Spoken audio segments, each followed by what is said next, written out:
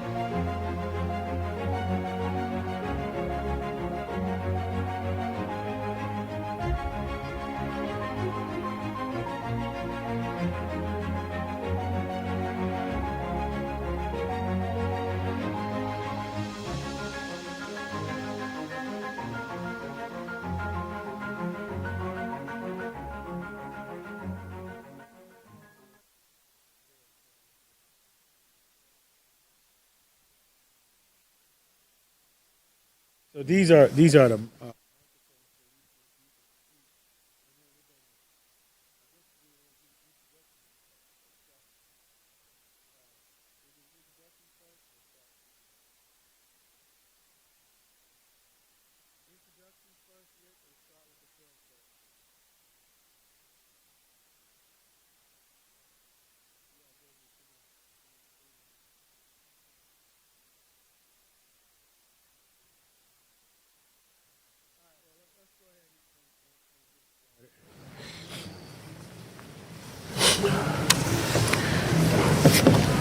Good morning, everybody. Morning. Rick, do we need to count in? Are we going? Okay. Good morning. I'm Thaddeus Dawson with the 10,000 Black Appraisers and 10,000 Minority Appraisers Foundation. We're here at the Clayton County Library today with our Outside the Barn series. I know every week I say that I'm really excited and we have some special guests. So I am really excited and we do have some special guests. Today we're going to talk about urban agriculture, aquaponics, hydroponics, and water farming. We have Mitchell Davis of Pondco, and he's also designed Andrew Young Forever Young Foundation aquaponics facility here in Clayton County. I'll let you tell him all about himself in a few minutes. And to my right, we have my biologist, Dr. Myron Williams. He's done a lot of research in biology in different fields, and so we'll let him tell you all about himself here in a few minutes. I'd like to thank and acknowledge the Clayton County Library, its director, Scott Parham. Thank you, Scott, for all of your support. Miss Belinda Ellerby and Miss Kim Jones. Our refreshments and our sponsor, the number one chef in Georgia, Chef Tiffany. And then we have Lady with a Hammer, Cascade Fence Company, Miss Evangeline Anderson as well. We're going to start today by rolling a 5-minute clip of the Andrew Young Forever Young Foundation groundbreaking. Let me start that.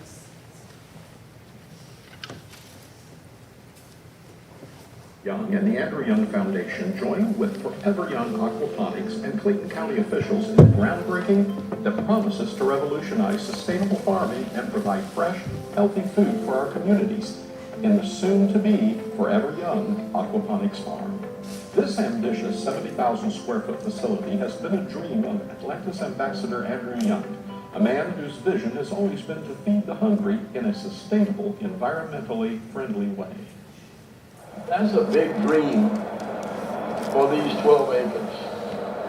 But when I looked in my Bible, and it said, if we want to get to heaven, we've got to feed the hungry. So that's enough. Stop right there. And many will heal the sick. Many will do other things. But creating a community where people, in spite of the diversity of their backgrounds, come together and are able to provide food and water and life and education. And all of this is a part, I think, of the way I see God's plan. The Andrew J. Young Foundation has always been at the forefront of addressing social issues. You know, Ambassador Young and I started on this journey several years ago with a simple idea on how to feed the hungry. It is going to be the most technologically sophisticated farm in the world, and we are bringing the best and the brightest of the talent from all over the world. We have Murray Hallam from Australia, we have Arvind Venkat from Canada, who has built multiple farms which are all profitable, which are feeding a lot of people, around the world. On this farm, we will start with 1 acre, and 1 acre farm will produce about 1,500 to 2,000 pounds of fresh and organic greens and vegetables every day. And it will produce about 1 ton of fish every week. And best of all, there is zero discharge in the environment. It will use only 10% of water that is used in conventional agriculture. and it will use only 20% of energy that is used in conventional agriculture. We'll have multiple opportunities for internships, employment. So we are really happy about this project coming to Clayton County. It's only 10 minutes from the airport. And so, the future looks bright. Forever Young's Rawson Haverty explains the benefits of this cutting-edge technology in farming. The ecosystem of aquaponics is one of the most efficient in the world. The water sources that are used that come from the fish waste are recycled, and the only really loss of water is evaporation. So we protect most of the water, so it's the best and most efficient way to grow food in terms of water and energy sustainability. The other challenge is the global economy is challenged with traditional farming. It takes a lot more land, more labor, more pesticides. So this alternatively is a safer, better way to grow food. And it also allows you to localize your distribution, so you don't have to export food all over the world. That's our vision, is to be able to not only develop this farm, but develop smaller farms and smaller ecosystems locally in different communities around the United States and potentially around the world. This project is not just about innovation in farming. It's also about economic development and community growth. This means the world to us. This was a vacant home, a vacant estate. It is now going to be turned and put into productive use and create everything from utilities to water usage to jobs and revenue. And we couldn't be more excited to welcome this project and more like it. From job creation to educational programs and community engagement, the Forever Young Aquaponics Farm will be a catalyst for positive change. But now I've learned that the future can happen in the midst of all of our struggles and all of our difficulties. And so I've learned to dream for that future and about that future. With construction already underway, the Forever Young Aquaponics Farm is set to become a model for innovation and a beacon of hope for food security and environmental sustainability.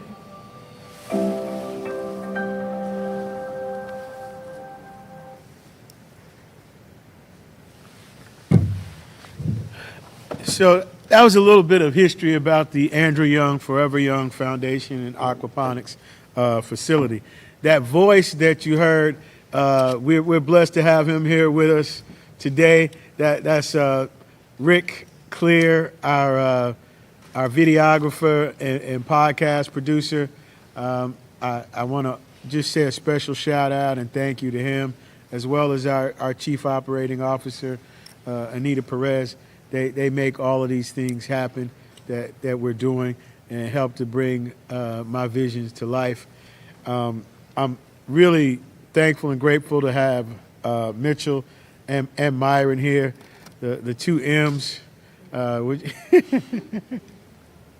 So I'm going to go ahead. One of the things that Andrew Young talked about in dreaming and trying to provide food security. One of our goals when we first started this mission was to close the wealth gap through accurate valuations. We've since shifted our focus. One of my economist friends, Dr. William Michael Cunningham, he likes to tell me that it'll take 500 years for us to close the wealth gap. I don't think I'm going to see that, but I have realized that we can close the poverty gap. That's $200 billion. And if we look at the undervaluation of real estate for black people, that's $400 billion. That's $200 billion in real estate, $100 billion for the black farmers, and then there's another $100 billion in heirs property. So I believe that if we can shift our focus to closing the poverty gap, because it's kind of hard to focus on the wealth gap when eggs cost $1 a piece. What we need to do is increase food security. So we've been doing a lot of work with farming, and I'm always looking at how to increase value. Like that house that the facility is being built on was at the end of its useful life, and now it's being reconverted to a new highest and best use. So the goal is to increase the quality of life, and we can do that by increasing and improving food security. So we've doing a lot of work with farmers across the Black Belt, and I'm very proud of that work. And as a part of that work, as they were saying that aquaponics and hydroponics is another way to efficiently produce food. And with that, I'm going to turn it over to Mitchell. Mitchell designed Andrew Young, Forever Young Aquaponics Facility, and he's well-versed. He's an architect, and I'm going to let you go ahead, Mitchell. Thanks, Thaddeus. My name is Mitchell Davis. I'm an architect with Pond & Company. We're a full-service architecture and engineering firm. We've been around 60 years as of this year. So to Thaddeus's point, we were honored and had the opportunity to work with the foundation in the design and execution of this project. We were assisted, really the leader of the design efforts was a group called Water Farmers. They're an international expert in aquaponics facilities, but this is the first facility of its type in an urban setting in the U.S.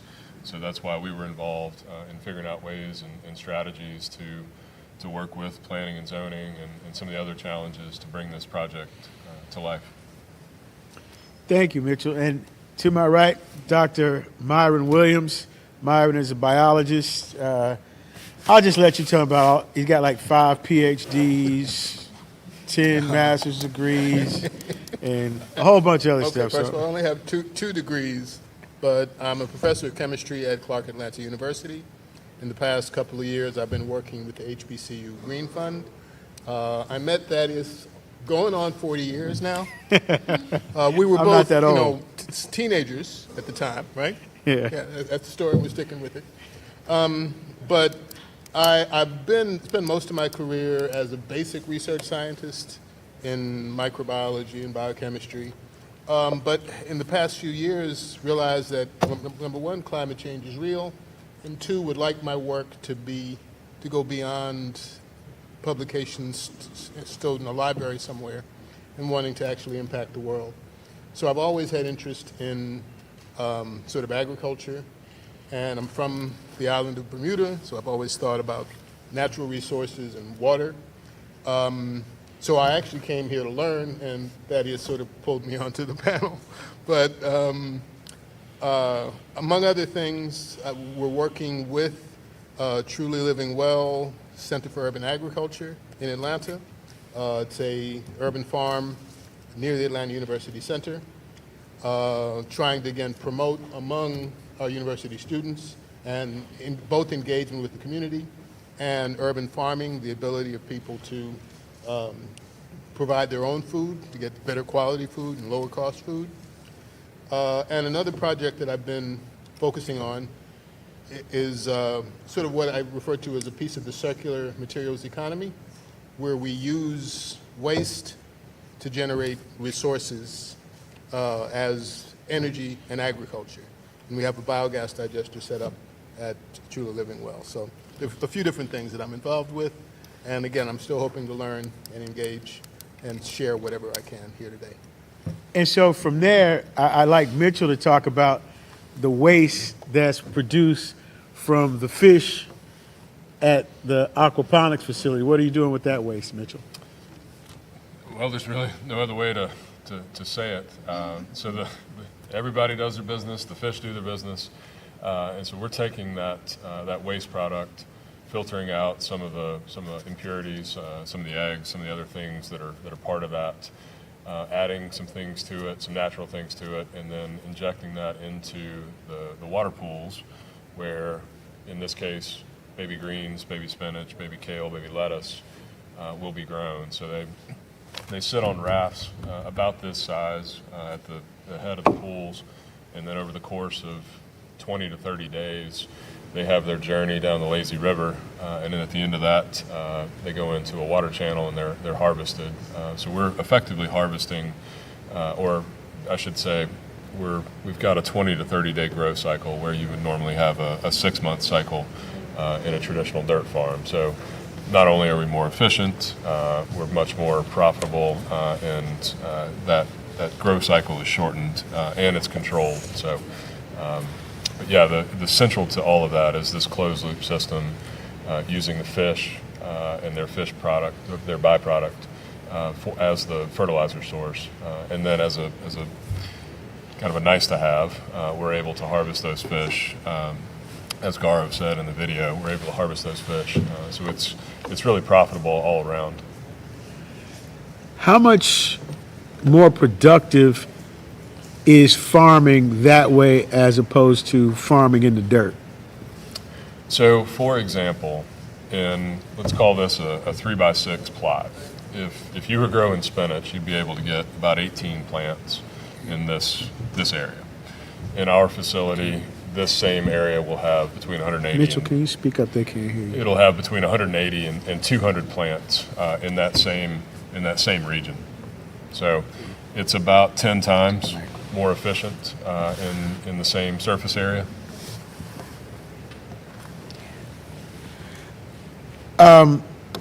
With that also, what about the power usage to grow with aquaponics as opposed to growing traditionally? It's a great question, and I'll make 2 points. So we are set up for Speak up a little bit. We can get a microphone. Okay. We're set up for solar energy on this facility. We're still working through some of those mechanics in terms of how we actually secure and implement some of those solar panels. But we're set up for it, and we're anticipating that we will be solar powered in the future. That said, these facilities, and I think Gar have touched on it, are about 80% more efficient, or use 20% of the normal sort of fossil fuels and resources that would be required with traditional agriculture. So we're much more profitable. We're much more conservative when it comes to resources, and to mention not only power, but also water. So it's using about 8 to 10% of what a normal system would use in terms of water consumption. With the solar power, there has always been a concern about the consistency in the power and the breaks. Now, do you have any concern about the solar power and the breakdown in the consistency of the power? Well, I would say if the sun doesn't come out, we've got bigger problems to solve. But no doubt, there's a 24-hour cycle. I mean, these are living things, so they do require 24 hours of attention. So I think, to answer your question directly, solar will be able to assist in terms of the overall power need for the facility. It won't be able to satisfy 100% of the power requirements. So we're looking at it to augment some of the systems and help reduce that power load a little further. There are some emerging technologies with capacitors and batteries and other storage mechanisms that can help assist that. But in terms of being 100% solar, I don't know that we're there yet, and I don't know that the technology is there yet. Myron, is there anything that's going to be lost from a biological standpoint, producing this way with the aquaponics as opposed to out of the dirt? I know there's a lot of sort of debate around this, and most of it is not very well informed.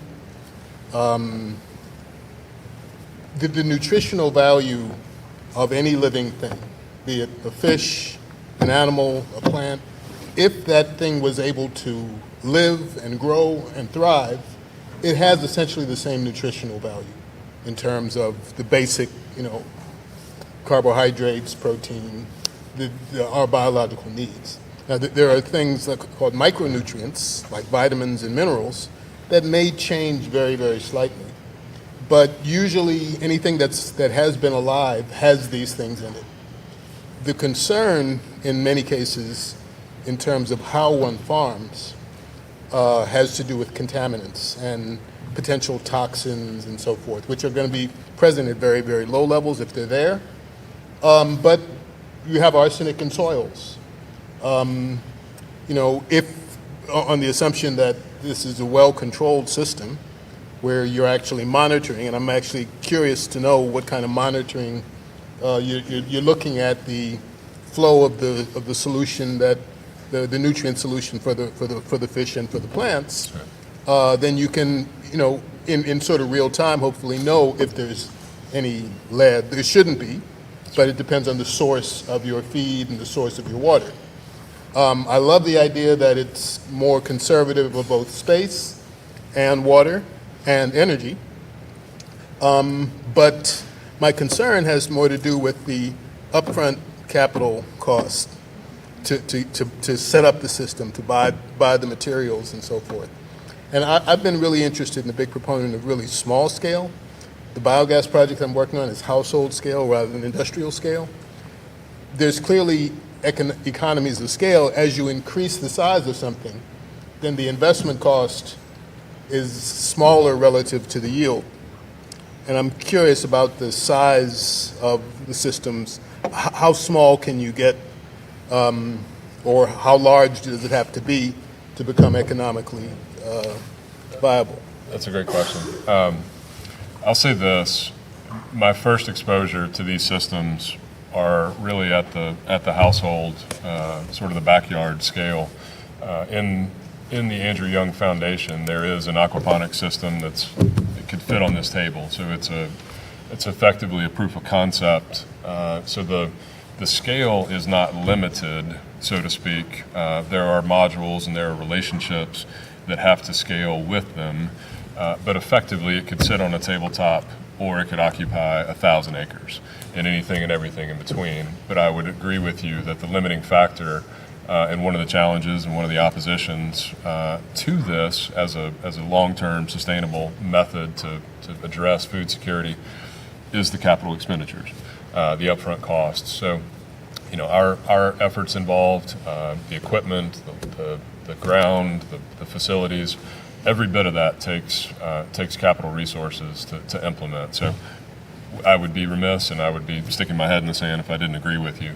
So I think that there are ways to build technologies, build exposure, build interest, and build excitement that will help bring some of those costs down so that it is more approachable for every person in the world to be able to implement this. But I'll say this, most of the facilities that the team that we're partnered with have done are not in the U.S., or not in North America, actually.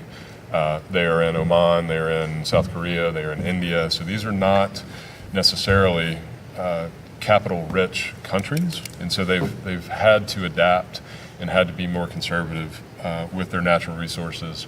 They're in urban settings, so they don't have as much land as we have. So there are, I would say, reasons, I might call them excuses, as to why we haven't adopted some of these advanced technologies in the farming space until now. But I think we're starting to see, and I would agree, in terms of climate change and some of the other resource constraints, eggs costing $1. If they're $1, I need to know where you got them, because that's cheap. But where we can go with this, I think, is unlimited. But there are certain things that we got to figure out in order to get there. I think this is a really good start, and the way I always look at, again, is about highest and best use and how do we maximize the real estate and the land value. And if you're able to produce your own food in your own community, and I think with that method of farming, you can, with the regenerative ability, you can probably produce more food than you're able to eat, therefore giving you the ability to provide fresh farm to table for your neighbors and people in your community at an affordable cost, therefore preventing food deserts. So that as a resource and a combination is kind of the way that we are looking at it. And I love the fact that you talked about you could put that sort of thing on a table. So it's something that everybody can do and everybody can participate in. And there's no size, and the majority of the farms are institutional and large in scale. And in that production, everything is highly mechanized, therefore making the opportunities not as available for smaller farmers. And I think this gives the smaller farmer the opportunity and ability to be able to scale and impact the community.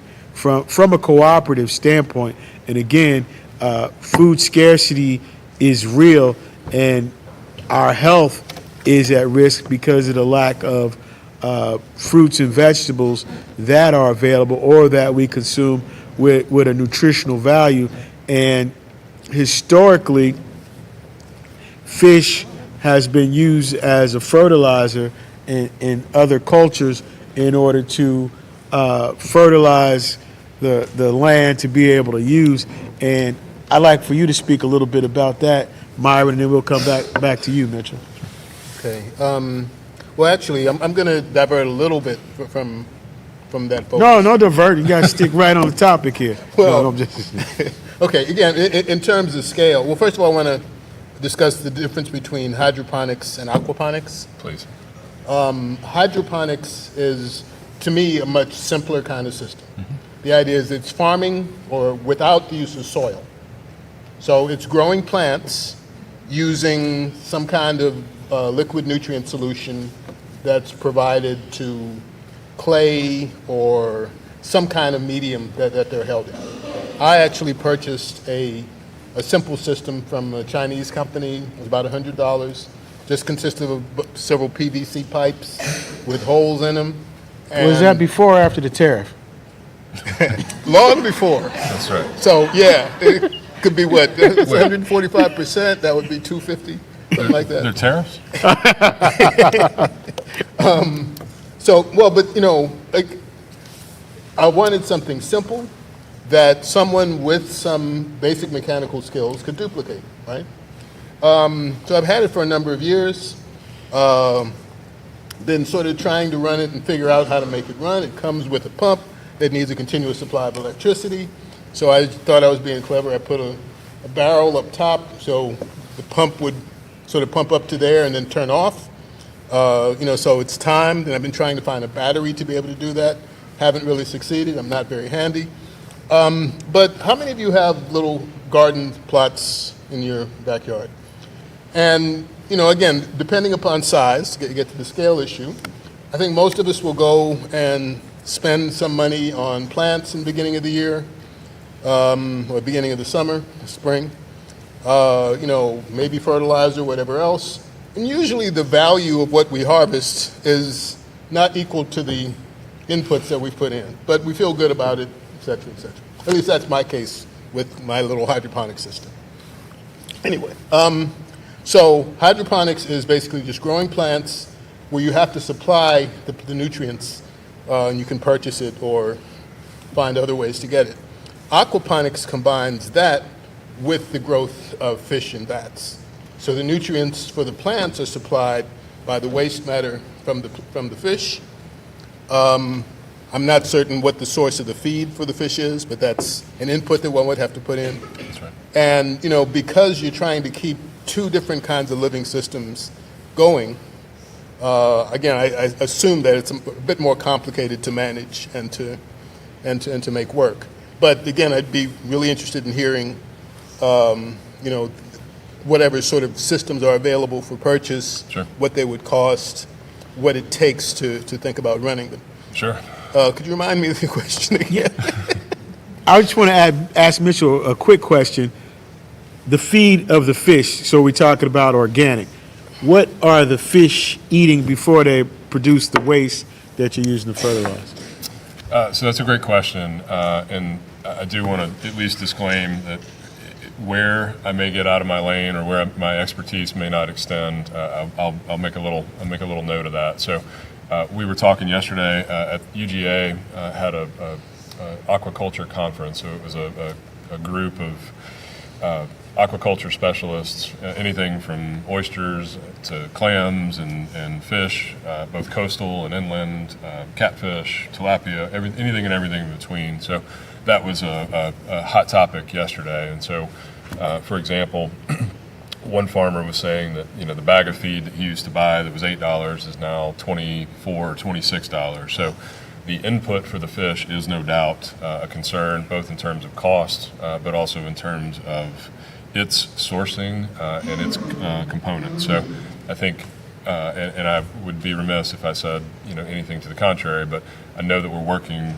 or Water Farmers is working to address and source sustainable non-soy-based feed, because the same effect that soy has on our body with regards to synthetic estrogens and some of the other things can do the same thing to fish. So we're going to, just like any system, junk in, junk out. So we're going to make sure that we're putting quality feed into the fish and then ultimately producing quality products downstream.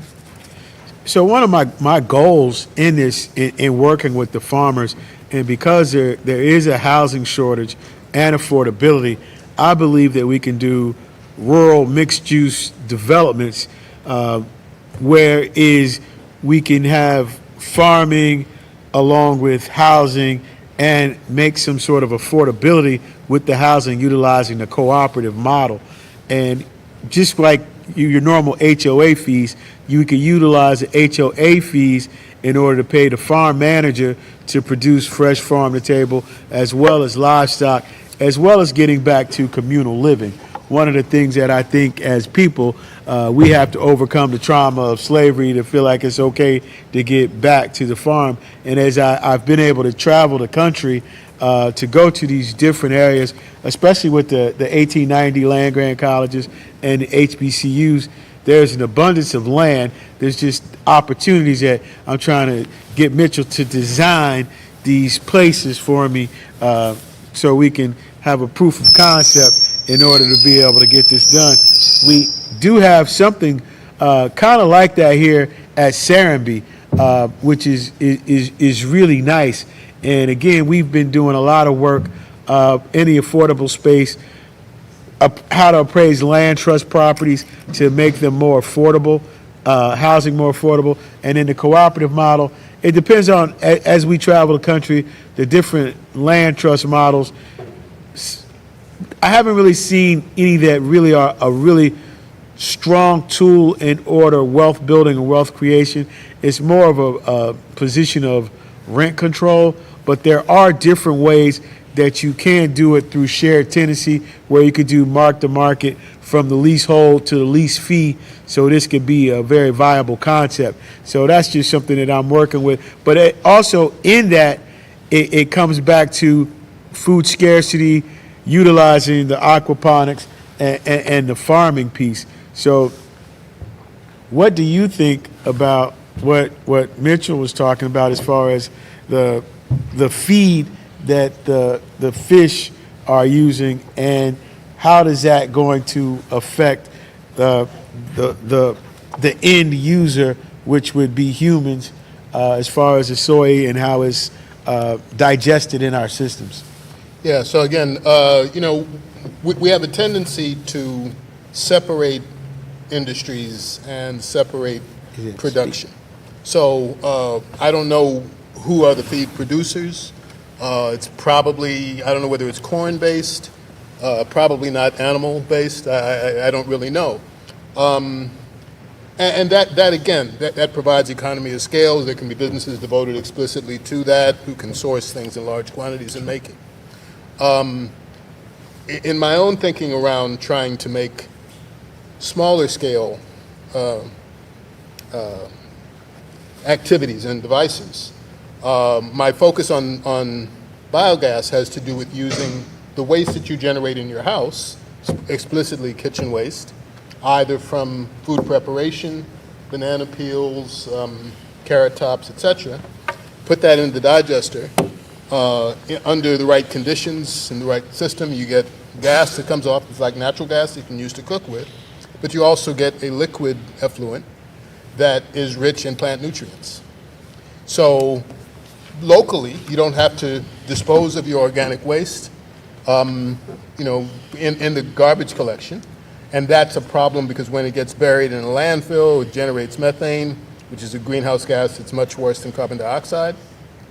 So being able to yourself reuse your food waste, again, either preparation waste or leftover food, in some kind of local circular system is what I'm focusing on in the context of biogas. And I wonder whether something similar could be used to generate the fish feed. Now, obviously, the company, the producers of this, know that they're generating something that will have the right nutritional content for the fish. Our household waste may vary in that content, may or may not have enough of what's needed.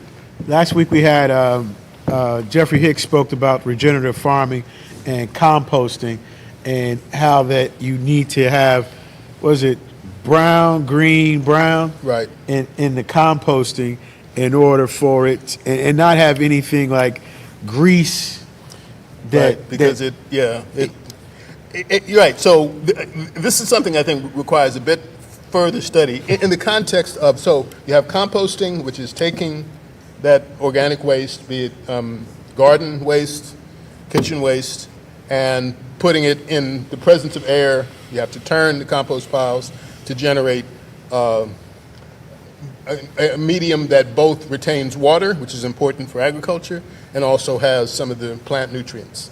And there are specific ways to do that that are pretty well understood.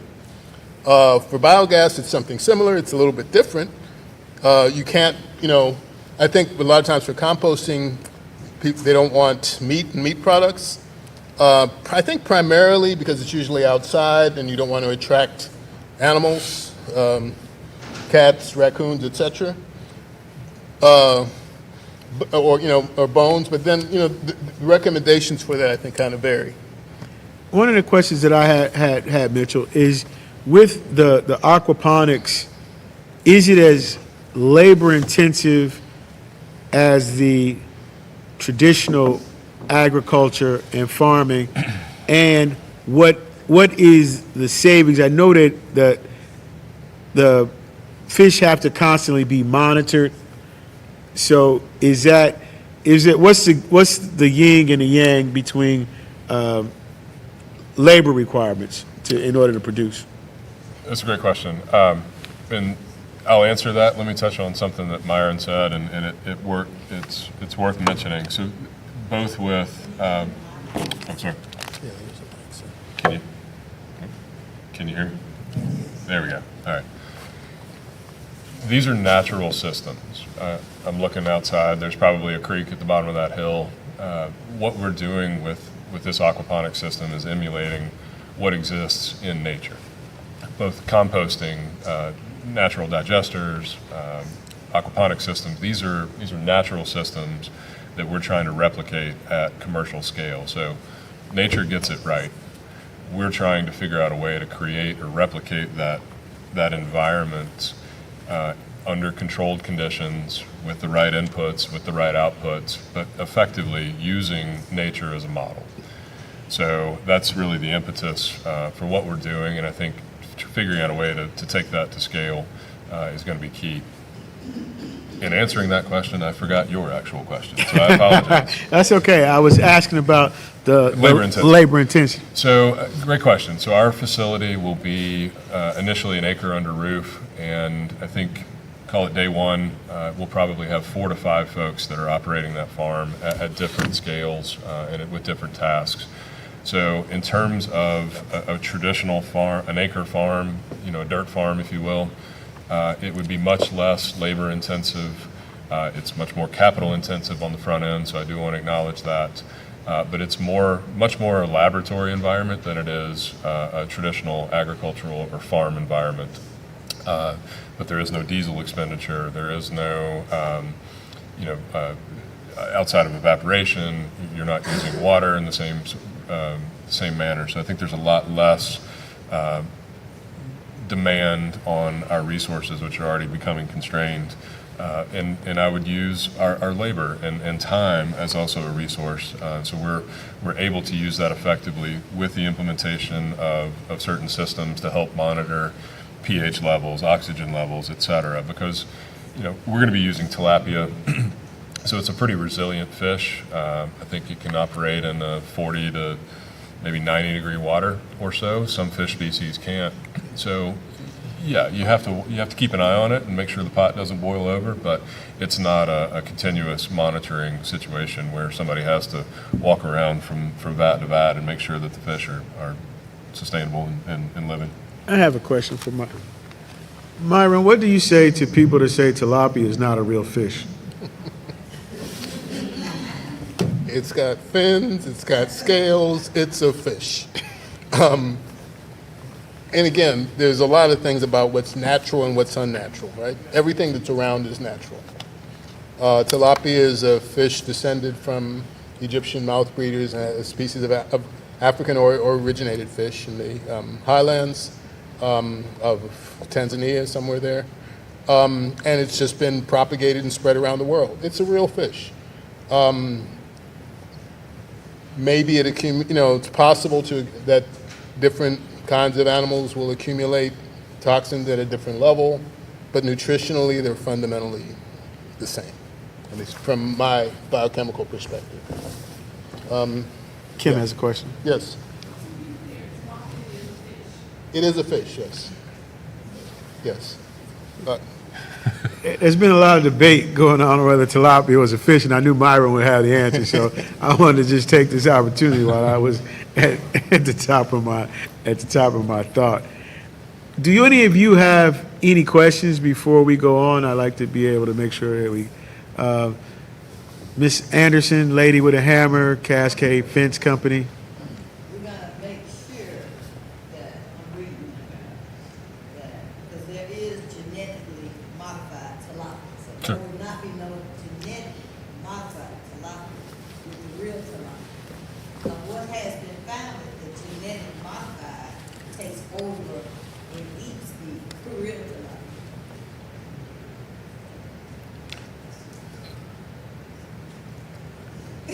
I'm trying to, well, I'm trying to. That might be more of a Myron question. Well, true, and I'm trying to make sure I extract the question.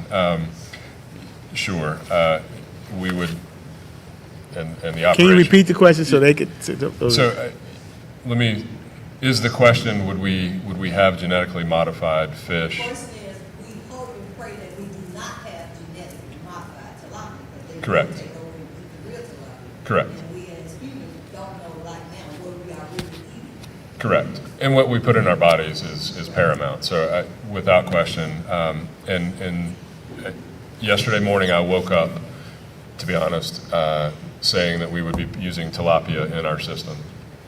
I went to bed last night with the knowledge that we may be using a fish called barramundi, which is now being bred in Arizona for the first time. So some of the fish, let me say this diplomatically.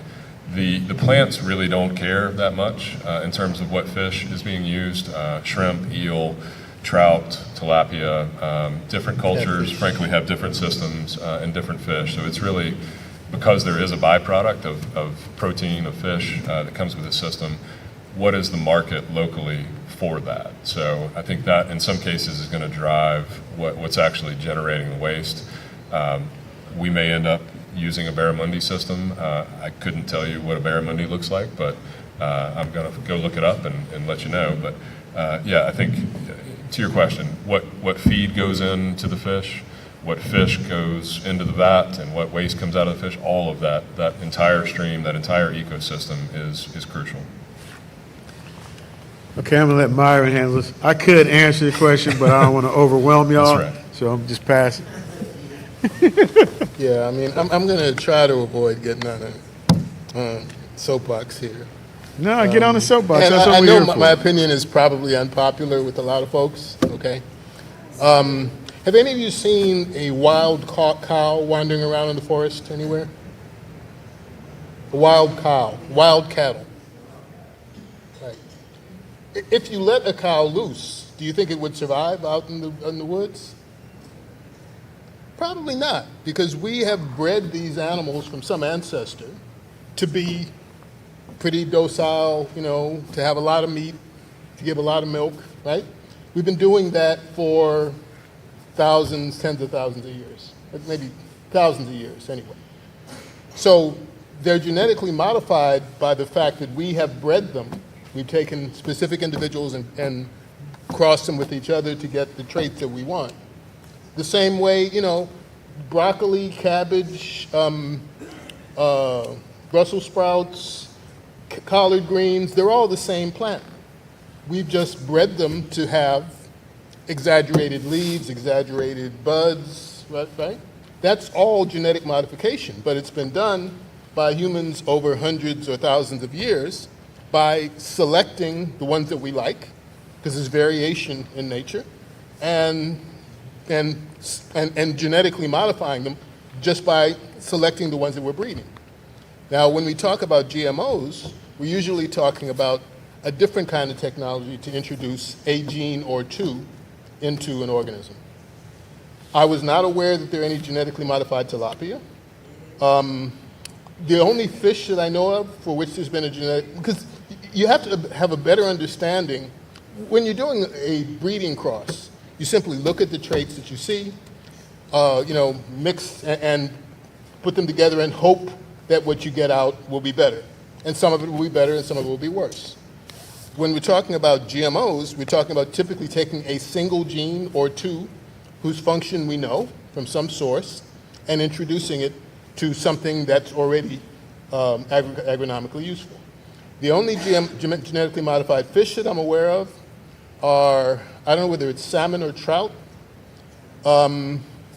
where a gene that makes a growth hormone from something else in the same family, so it may be a trout gene that's introduced into salmon or a salmon gene introduced into trout that makes them grow faster, right? So I don't know whether that's understood for tilapia, because for each organism you have to understand its biology and what gene will do what, right? But there's nothing, I mean, the method of gene introduction is artificial, but they're living things like other living things.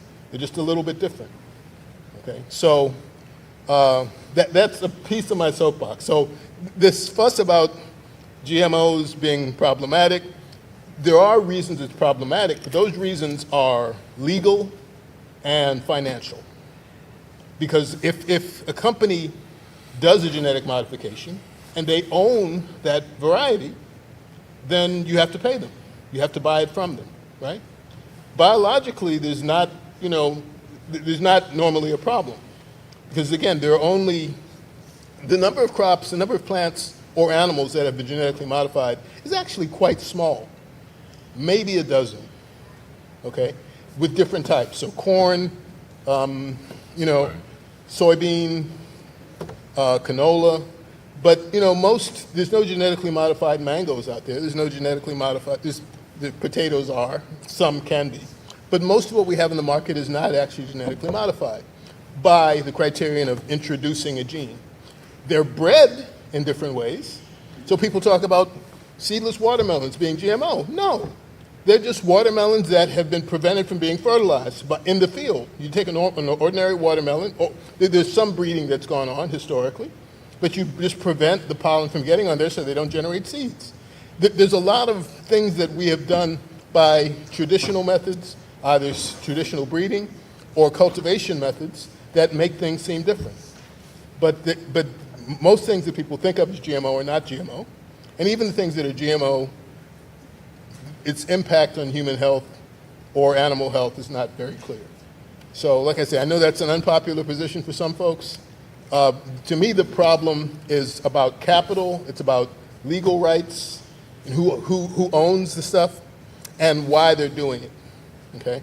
And the other category that's common in GMOs are, I don't know if you've heard of Roundup Ready, corn, or whatever else. Roundup is a herbicide that kills most plants, right? But the idea is that they've introduced a gene that prevents the plants from being killed by Roundup, and therefore you can use Roundup on those fields and not worry about your crop plant being killed. So the problem there is not the genetic modification, the problem is the use of the herbicide, which is part of the package. If you're growing Roundup Ready corn, you don't have to use Roundup. But the advantage of that corn is that you can use Roundup and get better yields for lower inputs. So anyway, I'm going to stop there. I could have told y'all all of that too, but I just decided to let. There was a question. I didn't want to ruin it. Yeah, exactly. I don't want to let Myron go ahead. Mr. Thomas? It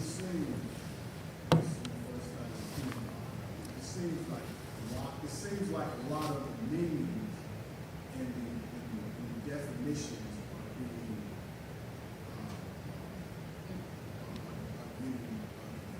called. I mean, you see, we have invasive species that have been in ecosystems since the beginning of time. The copper in Michigan, you put a wild pig with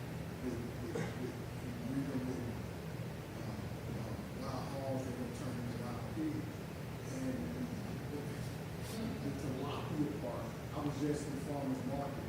And I didn't know, I saw what fresh tilapia looked like, and I had to buy some, because they're big fish, these pinkish in color, whatever, so it's just, I think, it's just the meanings and the definitions of GMO.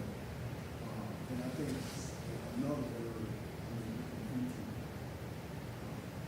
food sources, farm raised, so when you think of farm raised, you think of a lot of people, it's a very interesting conversation. I think you just need somebody to kind of really break down the definitions and the meanings and how all of this kind of factors.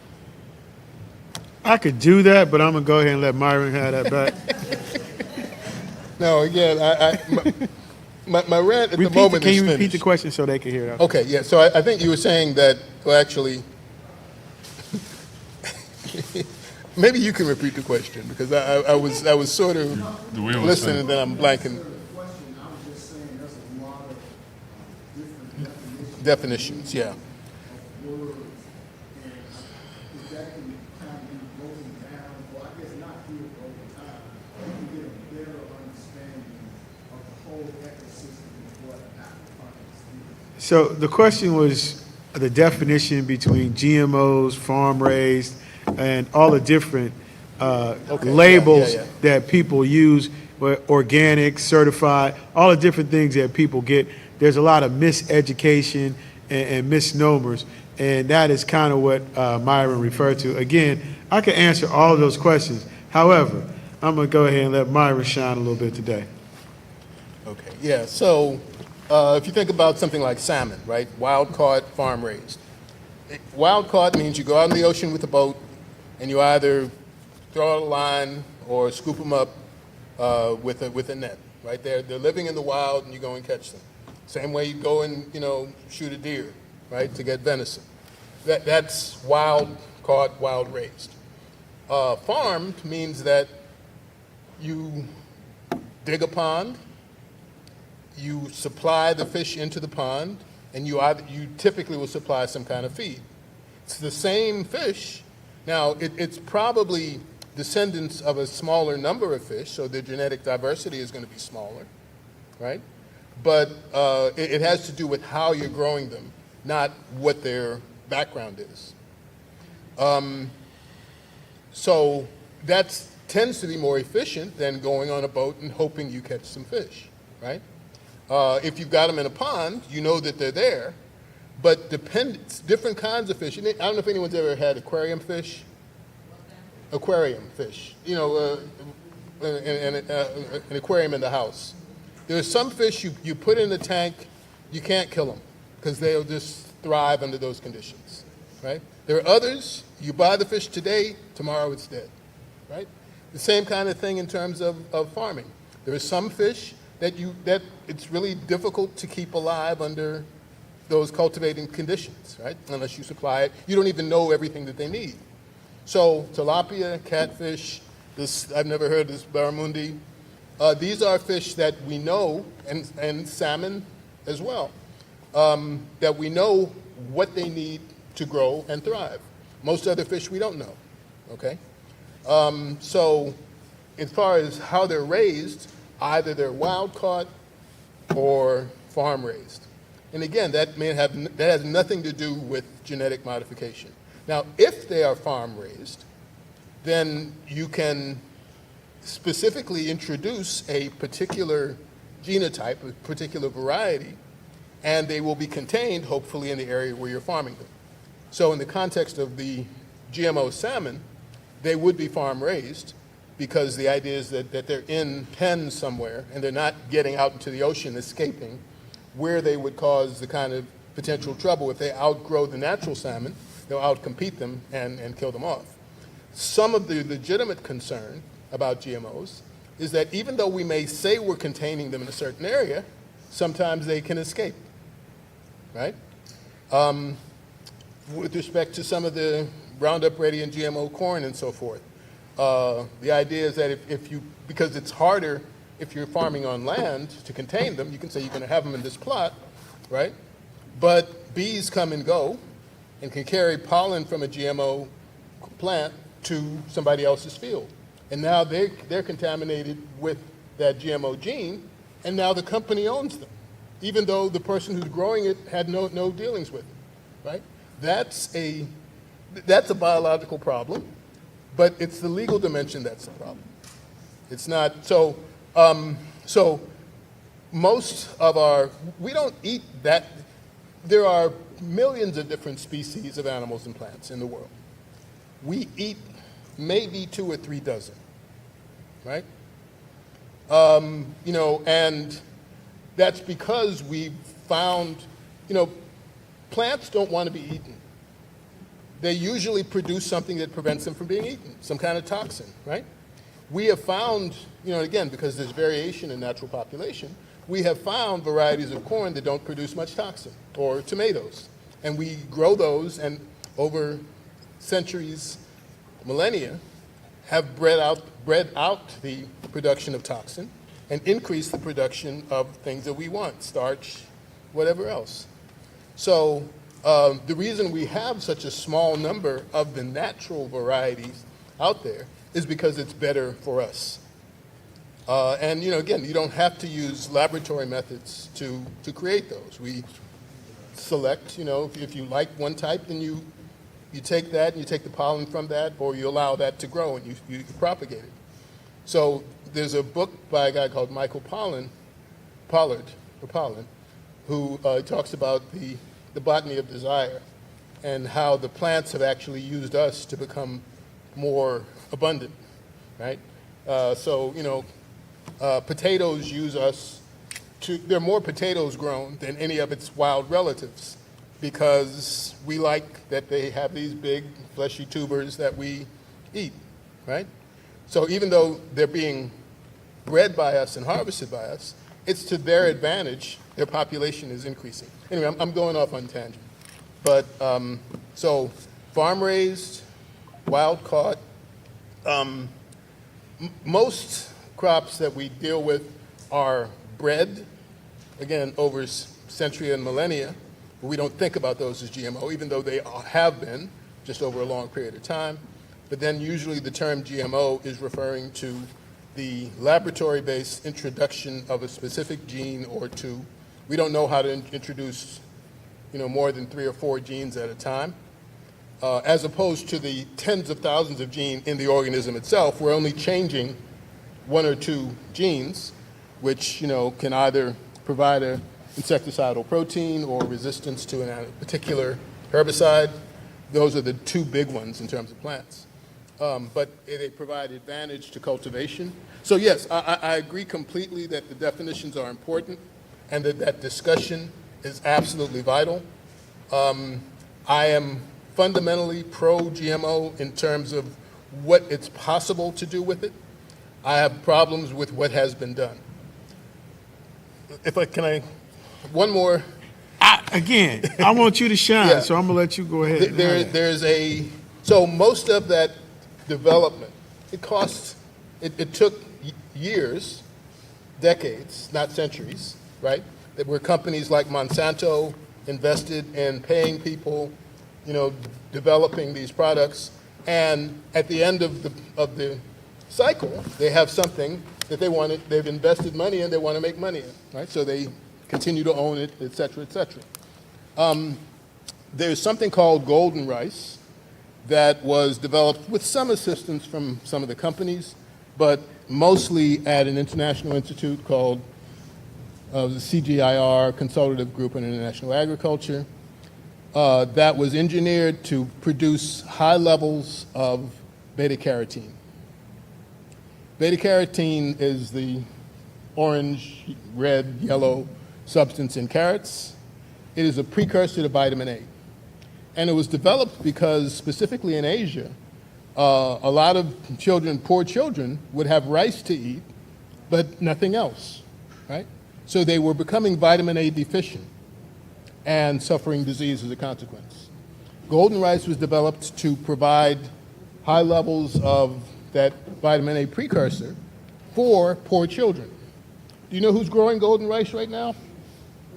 No one. because of the popular sentiment against GMOs. There's no profit in it for any company, but because that idea has been demonized, no one's willing to, I mean, I could be wrong, maybe there's some little government somewhere in Bhutan or someplace that might be doing it, but the benefit, you know, again, it was produced through public investment, not private investment, for poor people, but it's not been used because there's this stigma against it. So yes, I agree completely that this needs to be a discussion, but it's easier to demonize something than it is to uplift it with the challenges. So part two of the rant is over. Thank you for that, Myron. Again, I wanted you to shine because I could have shed a lot of light on that myself. But anyway, I think it's really interesting that you talk about the golden rice and that it was developed publicly for poor people, and because it's not being able to be monetized or hasn't been monetized, it hasn't been really promoted. And so, again, we get back to public trust and what's best for the people, and these are the things that we are interested in pursuing and advocating for. I know you spend quite a bit of time in Africa, and this is a question that I have for you and Mitchell, is that when I've been able to travel internationally, and you and I spent some time in Ghana together, the quality and the taste of the fruits and the vegetables and even the seafood that was coming out of the ocean tastes vastly different than what we buy out of the store here. And I wanted you to speak to that. Does that have to do with the GMOs? And then also, Mitchell, I wanted you to speak to it in the aquaponics space. What will the taste be like? Because the taste is kind of the same, but it's a little bit different when I travel internationally. So I'm gonna start here to. Since we're gonna give him a little break, let him rest up before he. No, that's fair. Let me say one thing. So I learned yesterday, and I'm going to put my own bias on this. So if I go to a restaurant and on a menu there's farm raised versus wild caught, 9 times out of 10 I'm going wild caught. That's how I operate. But I learned yesterday that in Canada, as a result of I think uranium mining, that all of the trout, all the wild trout in Canada are considered toxic. So if you order and eat a trout in Canada, it is a farm-raised trout. So I'm not saying right or wrong, I'm just saying that there is some misconceptions around certain things, certain monikers, and I think to validate your point, I think it's important to get those definitions out in the open and get them right. In terms of taste, no doubt. Yesterday, when I was at the conference in Athens, my kid went to a local farm and picked strawberries, and I had some last night, and they're the best strawberries I've ever had in my life. And I haven't seen anything that looked like them at the grocery store, even though you go to the organic section and they look good, but they still don't have the same flavor profile and color and characteristics. So What color were they?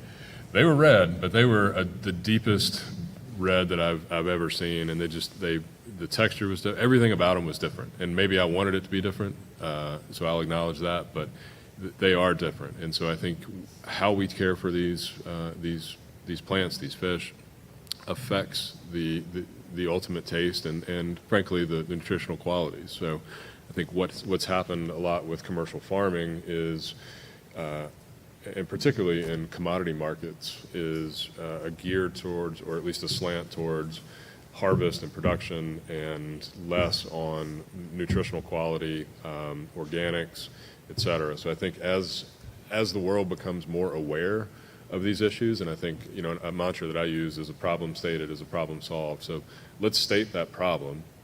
The stuff we're putting in our bodies is not great. Let's fix that.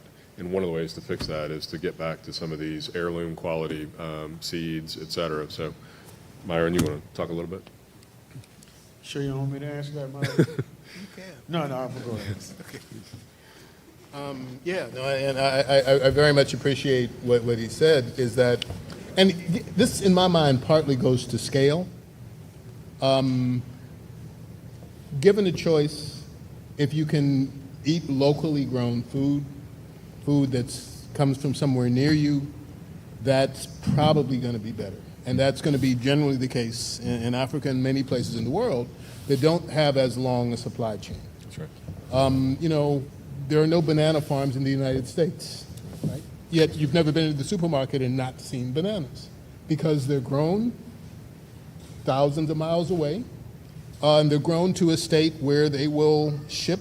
First of all, the varieties that are used have these properties of being able to harvest them before they're ripe, before the plant has put everything in it that it intends to, right? So that they can then be shipped.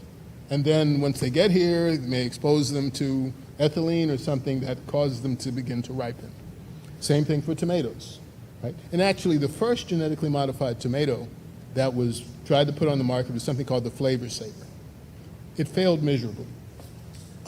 Tomatoes, in the same kind of way, varieties that are mostly, agronomically available, they're harvested before they're ripe because they're not soft, right? So that you can pack them together and ship them hundreds, thousands of miles, and then they're ripened in the store and don't have much flavor. The reason they get soft is because of some enzymes that break down the pectin. So the flavor saver was made to reduce the expression of those enzymes, right? And the tomatoes that were produced from that, which were genetically modified by the thing of introducing a foreign gene, tasted better. But they were more expensive because the company needed to get paid for their investment, and that was the beginning of the backlash against GMOs as an idea. So the idea of trying to get things that don't have to be on a long supply chain, right? Are not coming from tens of thousands of miles away, which takes energy. It means that they're under governments that you have no control over. We may have child labor or low-cost labor. Yeah, we're about to have child labor Well, here. yeah, so, yeah. But the likelihood is they're going to taste better because they will have the full complement of flavor molecules that the plant generates. Because, I talk about plants don't want to be eaten, but they do want their fruit to be taken and spread around, right? So they'll produce stuff that makes them appealing to birds, animals like us to carry their seeds, right? So the closer you can get to where you are and where things are produced, in general, the better that's probably going to be for flavor. I'm not sure about the nutrition and health piece, but you may know that no pesticides or herbicides have been used. But odds are they're going to be more expensive. Similarly with organically grown stuff, right? It's easier and cheaper to spray a giant, 10-acre field with something that's going to kill the insects, right? If you're doing it organically, then the insects are going to be there and they'll make the fruit look ugly, right? And we don't like that. We like nice red tomatoes with no scars or whatever else on them. So, so local growth helps.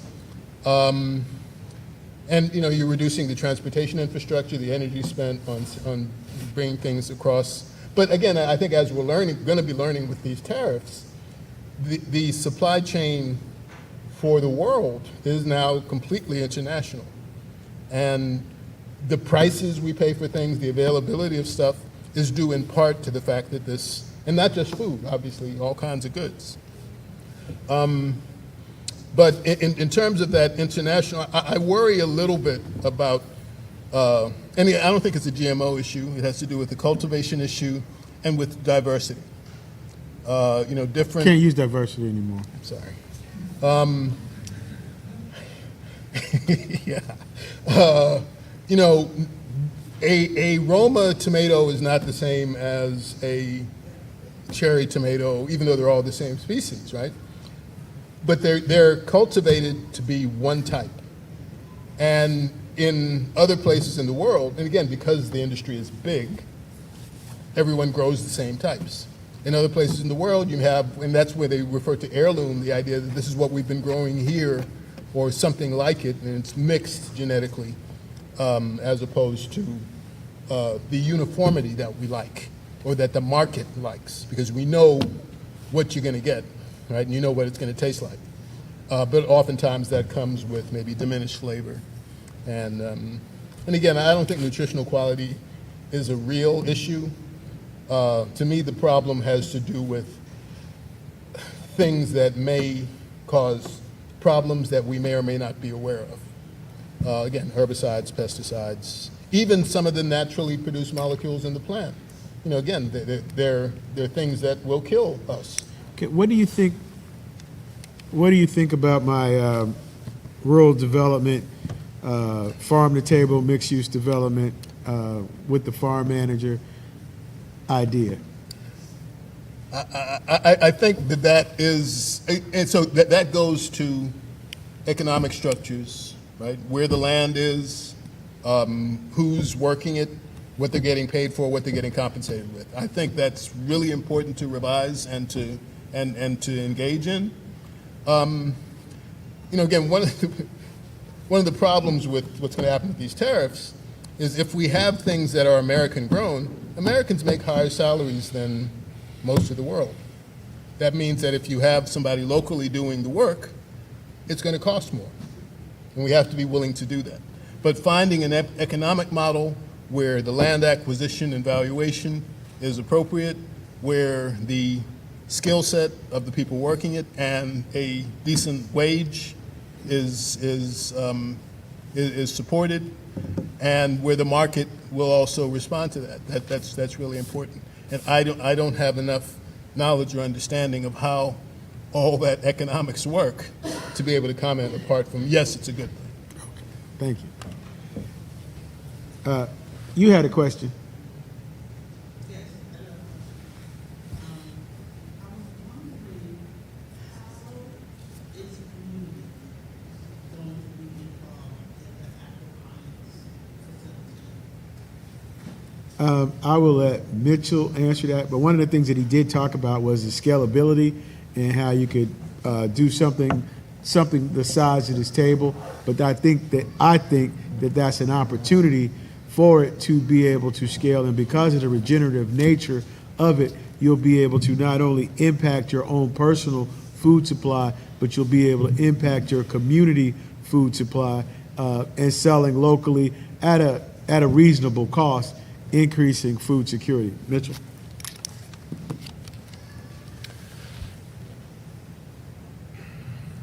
So these systems don't function without appropriately trained personnel to run them.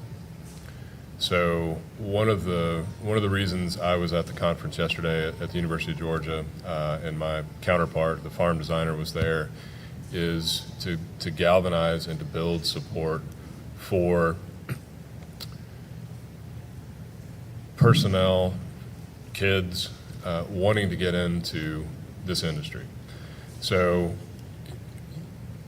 regarding the community, look, in Athens, I think there are 4 aquaponics facilities at elementary, middle, and high schools. We have had conversations with Clayton County School System, the TCSG, the Technical College System of Georgia, as well as Georgia Tech's Research Institute, and then University of Georgia. So getting students involved at all levels, at all ages, involved and interested about farming, because I don't know if we put all the options on a table that somebody's going to go out and pick farming. So I think that's one area, one issue that we're going to have to solve. In terms of this facility and its outreach to the community, certainly the Andrew Young Foundation is a communal organization in terms of its impact and its footprint and its mission here in Atlanta and internationally. So the Food Science and Innovation Center that will ultimately be housed at the facility off of Mount Zion Road will be set up to bring in outside participants in the community and to get them involved and exposed and engaged in the product that we're building, the project that we're building. So it will be community driven, but it's not a community farm in the sense that you might have, propped up outside. It has a different purpose, and it is a controlled environment. So, kind of understanding and seeing that firsthand is going to be key in order to take that knowledge and take that interest back into the school systems, into the communities, and figuring out ways to develop these and to scale them. Like I said, at a desktop level or at a mega farm scale. Yes, ma'am.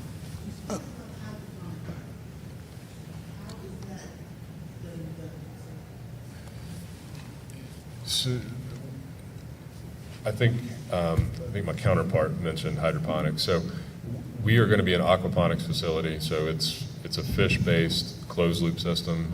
There will not be a hydroponic component to it, even though to the outside eye they look similar. But we have a fish and a fish waste component that provides the fertilizer. By definition, hydroponic systems are not organic because you're introducing some sort of fertilizer or food to the plant, where in our case the food for the produce is the fish waste. So it's a closed loop system. So it's just they're similar, they're cousins, if you will, but there's a few distinct differences. And as far as, to Mitchell's point, getting the kids involved, last week we had our session on careers in farming and appraising. Those are the two least diverse professions in the country.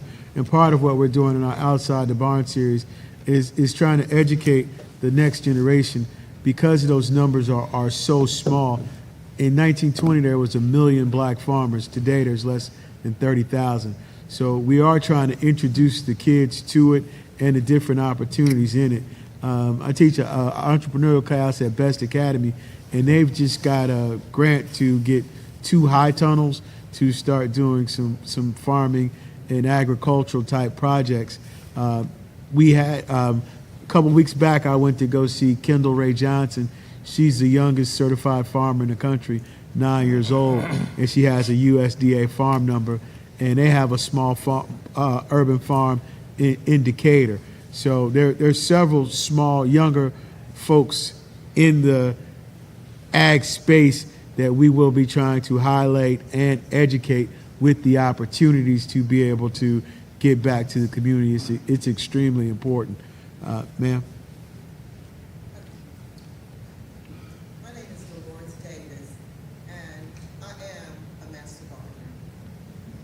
I have been involved in projects because as an educator, I saw so many kids that were obese, and the quality of their life really changed because of their size. Sure. So I retired, and I started working, volunteering in preschool. My whole goal was to teach kids what real food tastes like, so that when they began to make choices on what they like, not only did they could identify what they like, but they had the vocabulary to say, I like things that are spicy. I don't like things that are tart. Those words being introduced at a preschool level. I worked with a teacher. She took that same concept throughout her curriculum. When those kids left there, they knew how to grow strawberries. They knew what broccolini was. They knew what carrots really taste like. They knew the different kinds of apples. This is what we have to do to start the conversation, start teaching on the preschool, elementary level, what food really tastes like. But so many of our youth, they grab a bag and they think that's real food, but but it's not real food. It's modified. I need a conversation with you about the GMOs because I'm also a health coach, and I've been teaching how to impact the nutrients in our food so that our bodies can get what it needs in order to have the energy to get out and move around so we won't be obese.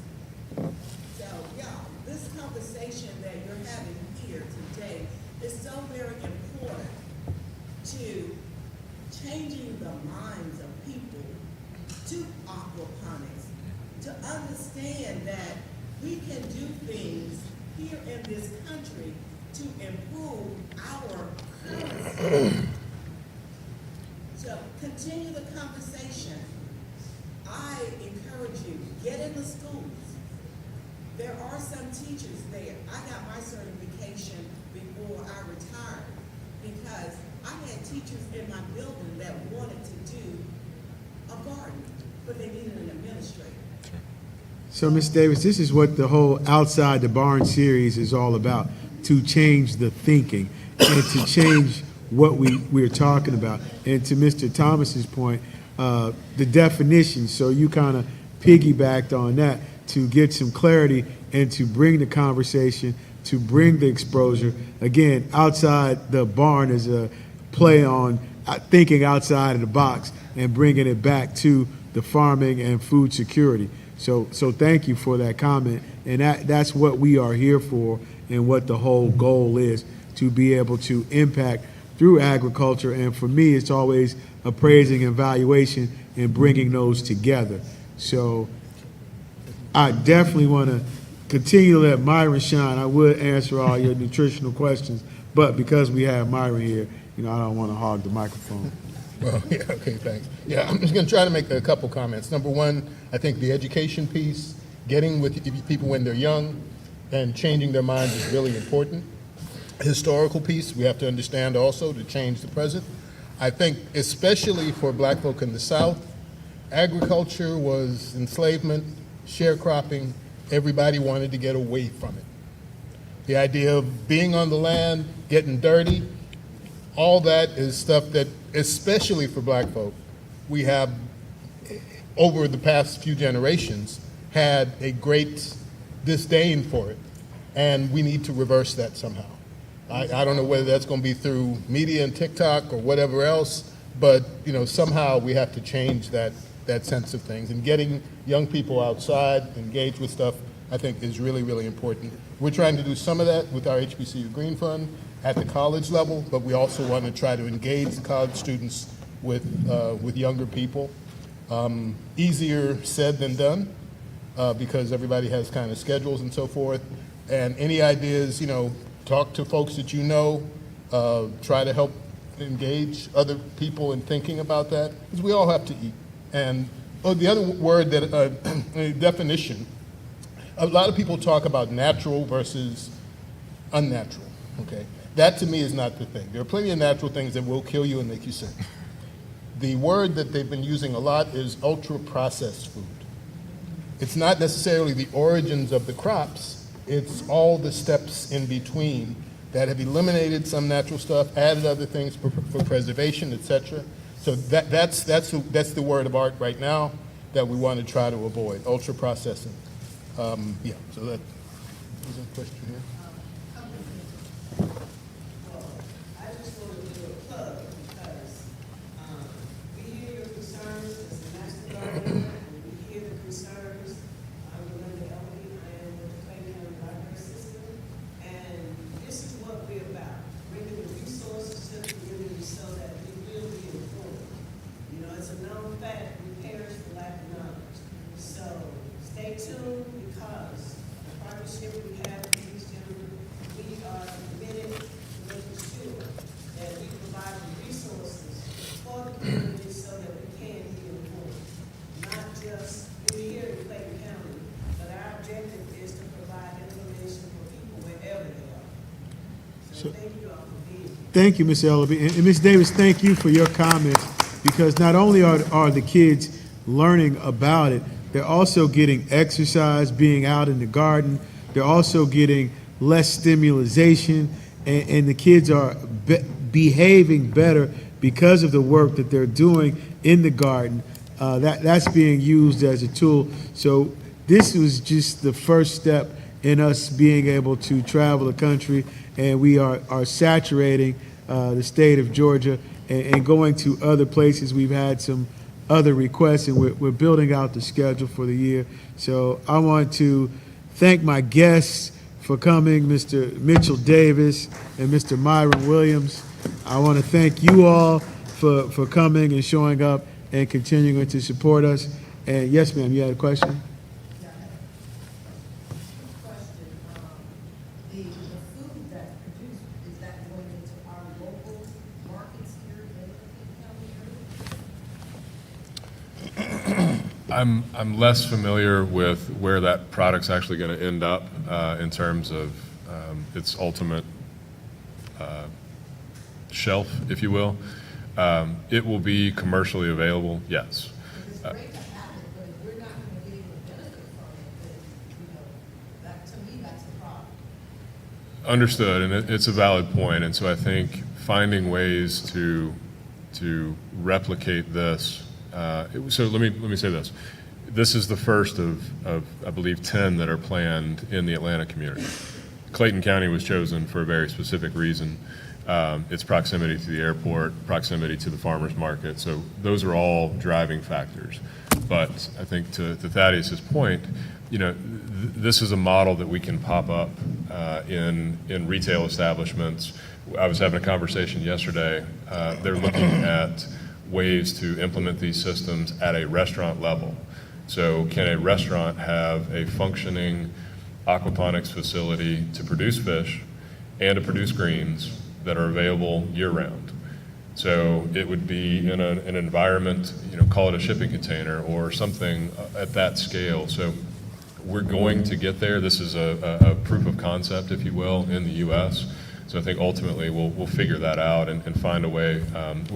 We're in conversations now with a community in Virginia.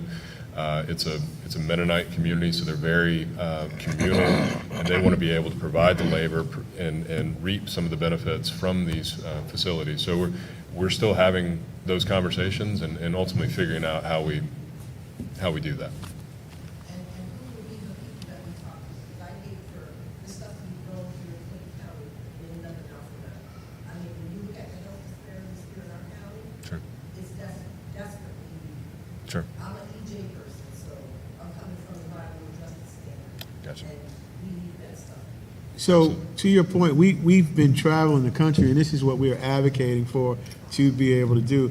I've been blessed to be able to meet Mitchell, to be able to get some of these concepts, but we want it to be local. But to his point, this was chosen strategically because of the global supply chain and impact. You're right in the middle of all the highways. You're right in the middle of the railways as well as airways. So, but as we travel and try to put these concepts together from a development, environmental justice standpoint, is very important, and the scalability of it and the impact that it can have on value as well as food quality locally to be able to source. And so with that, I always like to be respectful of the time, and we are going to stop now. It is 1 o'clock, but we will still be here to answer any questions and enjoy some of this delicious food that was provided by Chef Tiffany and Lola Pecan Restaurant. And again, Deborah, I see you chewing there. I was going to give you the microphone, but I'm not going to put you on the spot. Again, I just want to say thank you to all of you all for showing up and continuous to support us. Thank you to my guests, Mr. Myron Williams and Mr. Mitchell Davis. And thank you all. You all have a great holiday weekend. Talk to you soon. Rick, that's it.